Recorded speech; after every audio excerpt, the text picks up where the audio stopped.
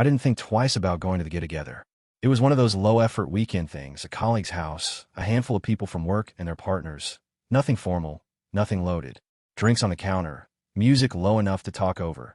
Everyone pretending they weren't already tired from the week. Melissa and I arrived together, smiled, handed over a bottle of wine, blended into the room like we always did. I remember thinking how normal it all felt, how rare that had become without me even realizing it. At some point, we ended up standing near the kitchen island, half listening to a story someone was telling about a disastrous team retreat.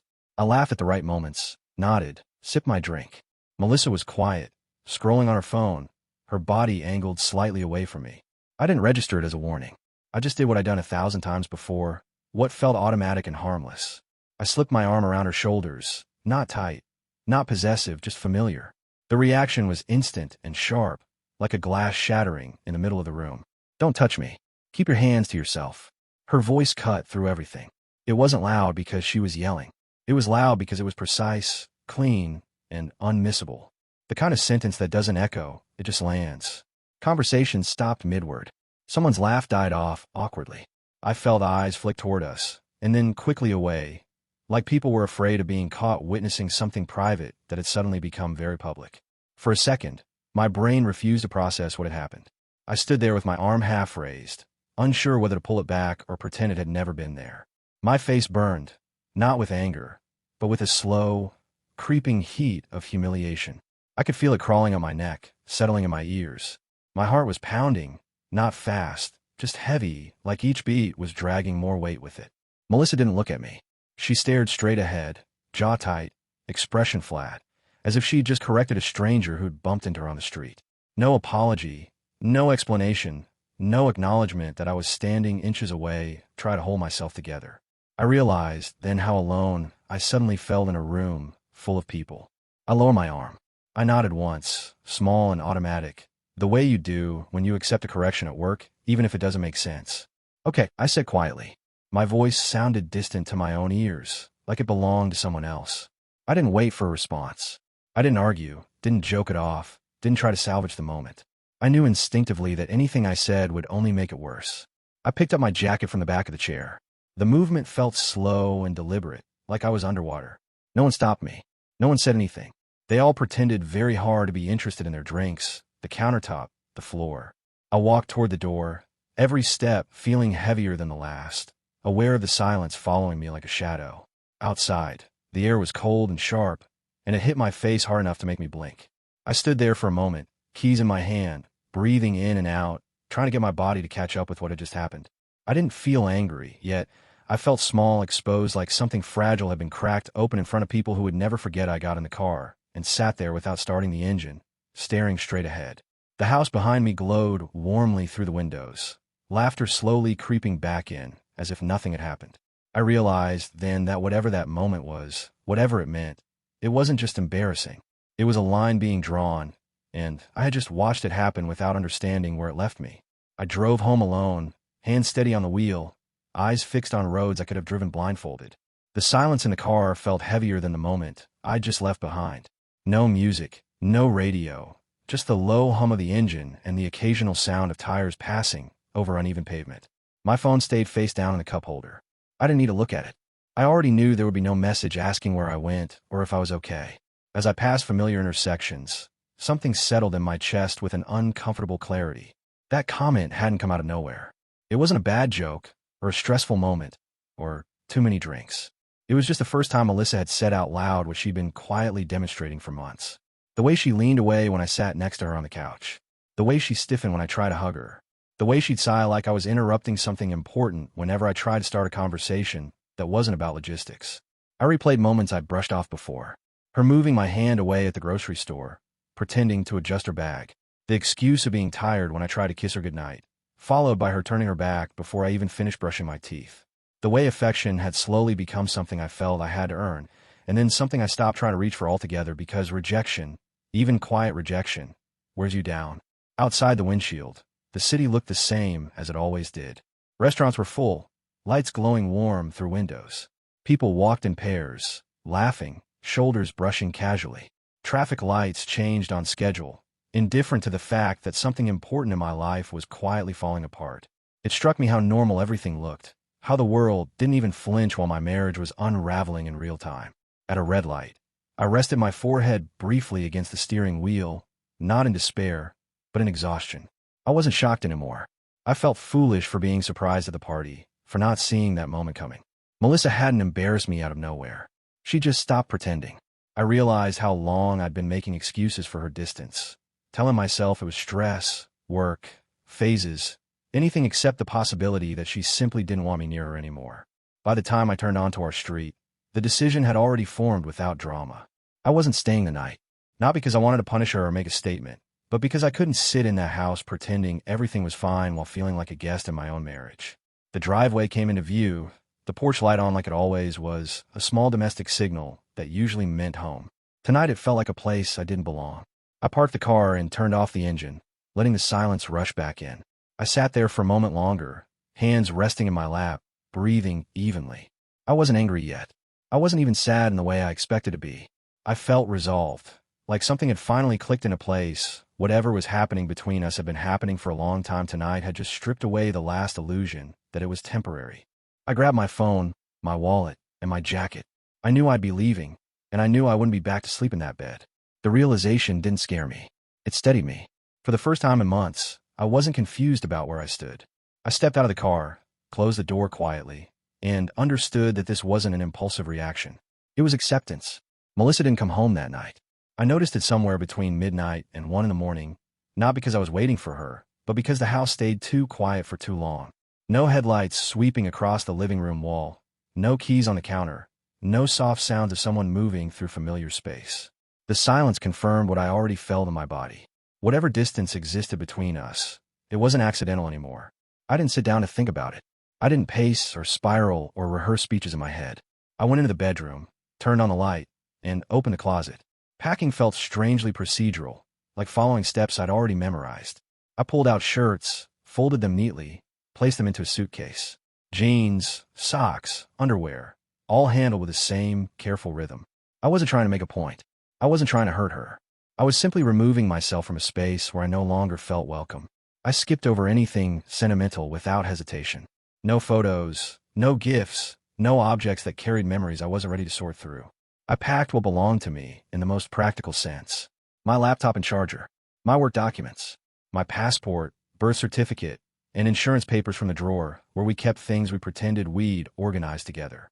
I unplugged my monitor from the desk in the corner, coiled the cable, and placed it gently in its box. It struck me how calm I was, how there was no anger driving my hands, just a steady resignation. The house looked the same as it always had, but it felt like I was moving through a place already abandoned. Her side of the bathroom counter was untouched, makeup lined up neatly, the faint smell of her shampoo still lingering in the air. I didn't disturb any of it. This wasn't about reclaiming territory. It was about leaving without turning it into a war. By the time the sun started pushing pale light through the windows, I was done. 2 suitcases stood by the door, compact and final. I sat on the edge of the couch for a moment, listening to the morning sounds outside, birds, a distant car starting, life continuing with no awareness of what had shifted overnight. My phone buzzed on the coffee table. Then again, and again. Messages stacked up faster than I bothered to read them. Where are you? Why aren't you home? This is ridiculous. You're overreacting. We need to talk. You embarrass me. You're making this a bigger deal than it is. The tone shifted back and forth between confusion, irritation, and blame, but none of it sounded like concern. I didn't respond. I didn't feel the urge to explain myself to someone who had already made it clear how little space I occupied in their life.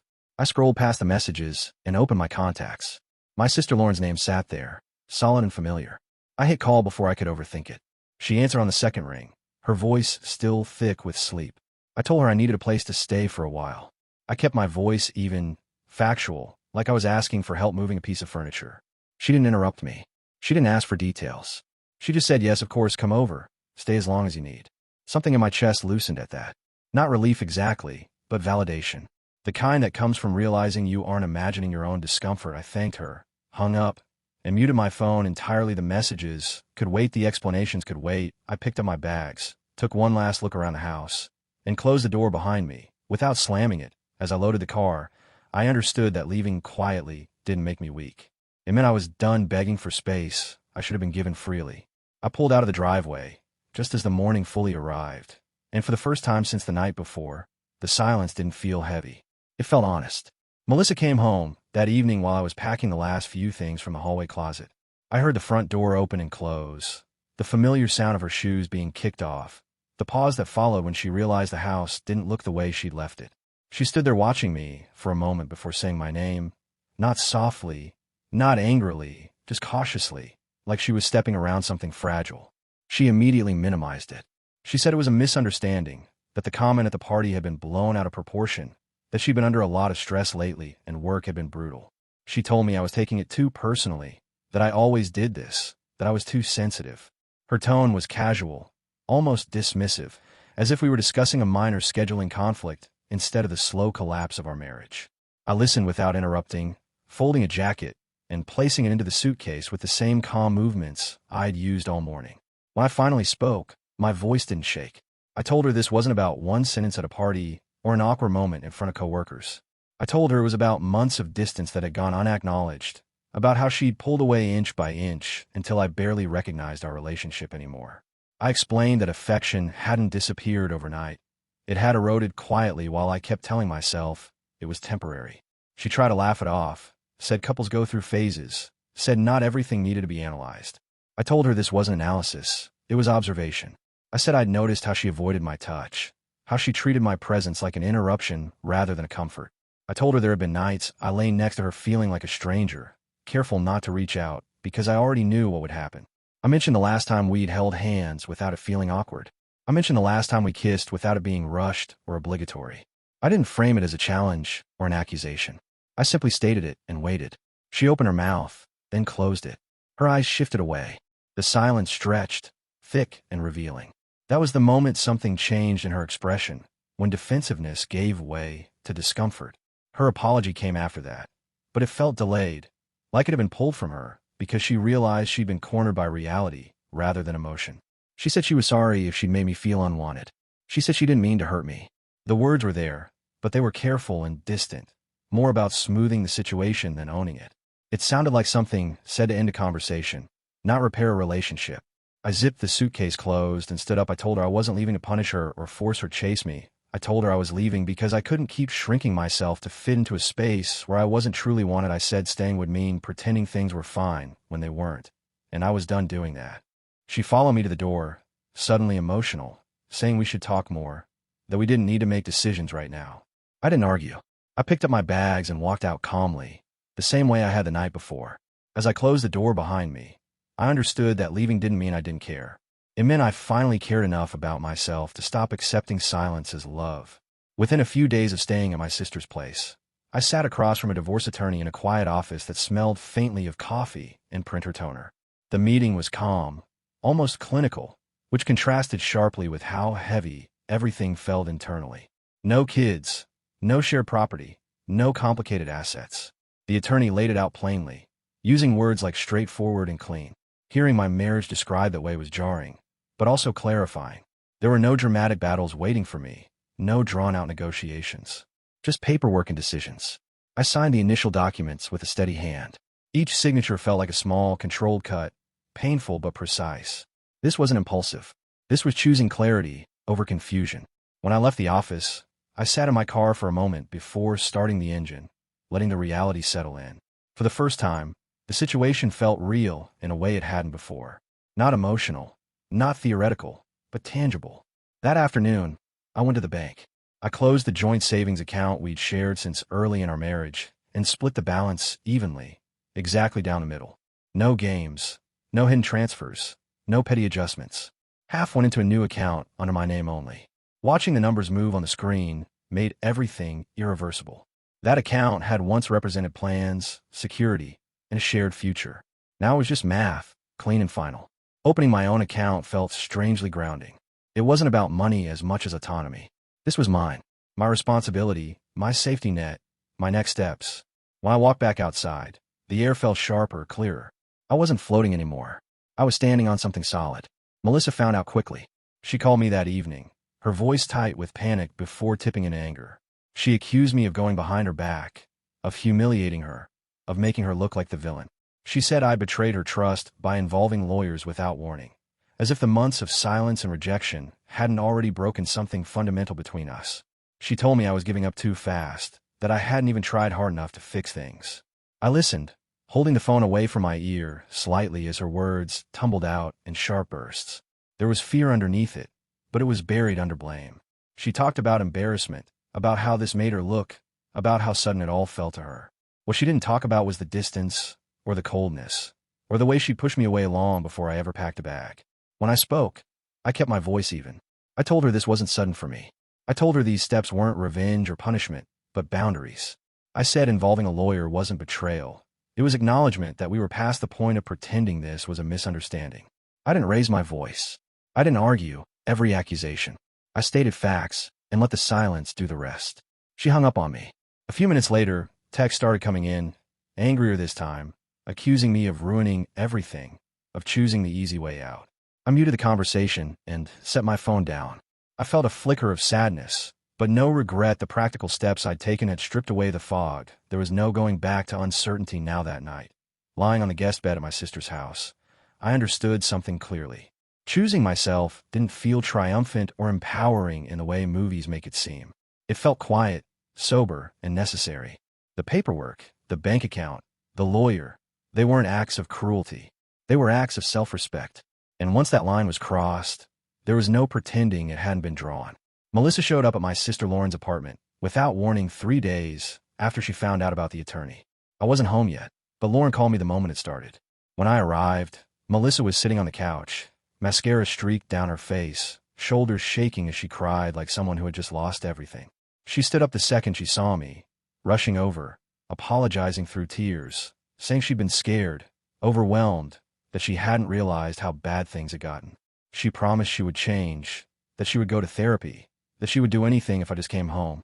I listened quietly, standing near the door with my hands in my pockets.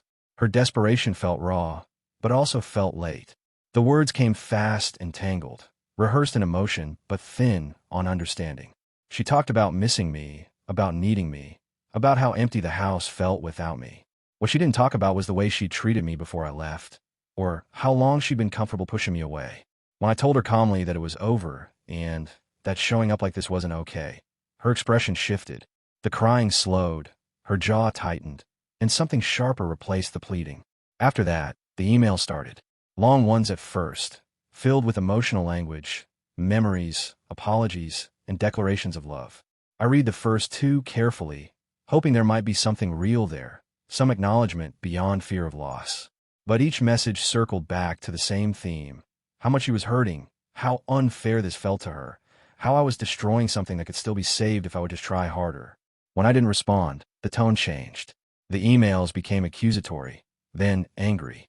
She blamed me for humiliating her, for blindsiding her, for turning people against her. The messages stopped sounding like grief and started sounding like entitlement. I blocked her email after that, thinking it would bring some peace. It didn't.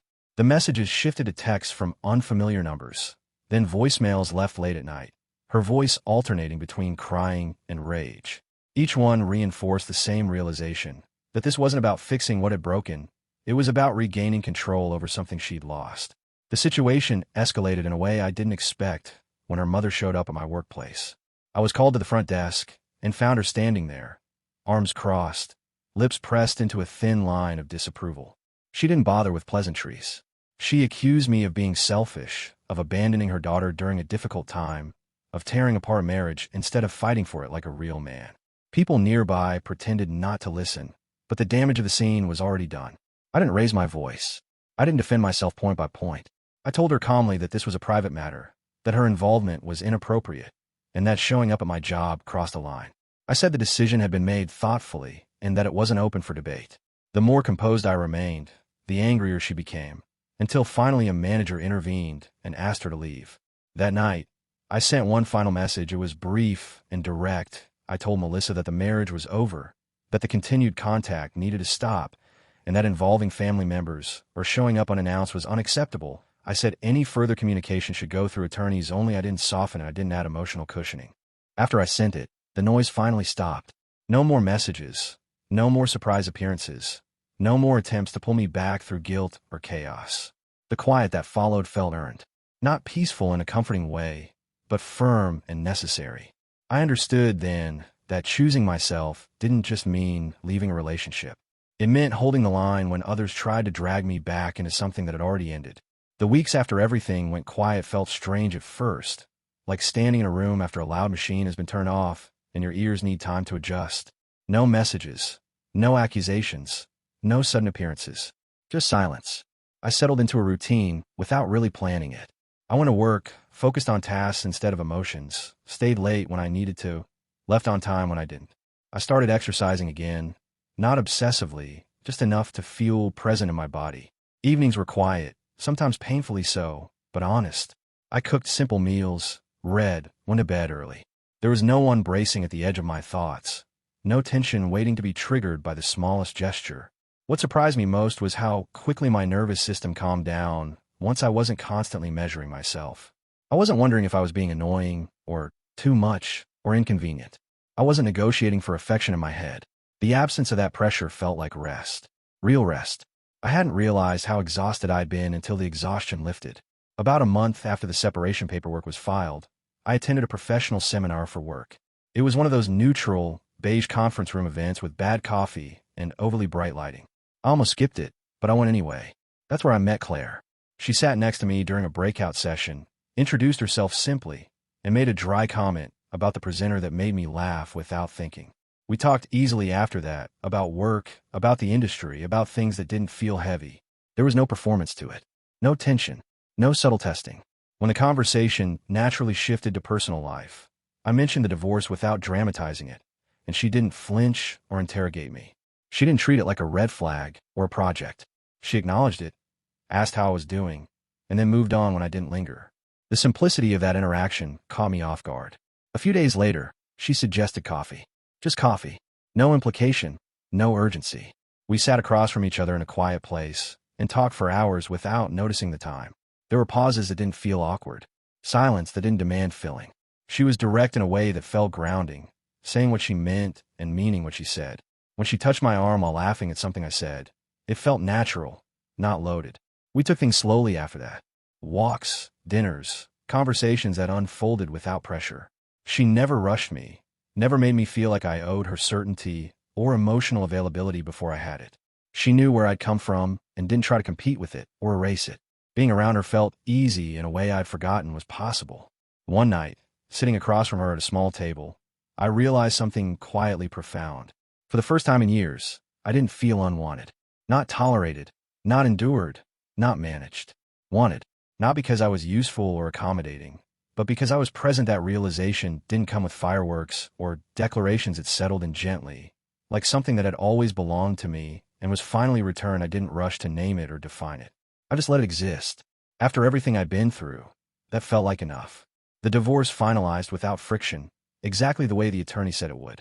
Papers signed, dates stamped, a process that ended not with a confrontation, but with an administrative confirmation that something had already been over for a long time. When I walked out of the building that day, I didn't feel loss or relief in a dramatic sense. I felt complete, like a door had been closed properly instead of left swinging in the wind. A few months later, it happened by chance. I was leaving a grocery store near my apartment when I saw Melissa across the parking lot. She was with someone else, a man standing close to her, his hand resting easily on her back. They were talking, laughing lightly, moving with the casual familiarity of people who were still learning each other. I recognized her instantly, but what surprised me was what I didn't feel. There was no spike of anger, no jealousy, no tightening in my chest, just recognition, followed by distance. She noticed me a moment later. Our eyes met briefly, long enough for acknowledgement to pass between us. We nodded, polite and restrained, like acquaintances who shared a past neither needed to revisit. There was no urge to say anything, no curiosity about her life now, no bitterness about how things ended. The person she was standing next to didn't register as a threat or a comparison. He was simply part of a chapter that no longer involved me. As I drove away, I understood something clearly. Healing hadn't come with a grand realization or a sudden shift. It had arrived quietly, through repetition, boundaries, and time. The emotional weight that once defined my days was gone, not because I'd replaced it, but because I'd processed it. I felt nothing toward her, and that absence wasn't emptiness. It was peace. That night, I went back to my apartment, the one that was fully mine. Not temporary, not borrowed. My space. The lights were on when I walked in, and Claire was there, sitting on the couch with her legs tucked under her, reading. She looked up when I came in and smiled. Not surprised, not tentative. She reached for my hand without hesitation, her fingers fitting into mine naturally, like they'd always belonged there. The simplicity of that gesture landed deeper than any grand declaration ever had. There was no fear in it, no calculation, no need to brace for rejection. It was easy and unguarded. In that moment, everything aligned. The silence I'd chosen, the boundaries I'd held, the decision to leave when staying meant disappearing. I realized then that leaving hadn't been dramatic or impulsive. It hadn't been about proving a point or winning an argument. It had been necessary. Necessary to preserve something fundamental I'd been losing piece by piece. Sitting there in my own home, hand in hers, I understood that the absence of regret was the clearest sign I'd done the right thing. The past no longer followed me. It didn't need closure or validation. It had simply ended. What remained was steady, present, and real. And for the first time in a long time, that was enough.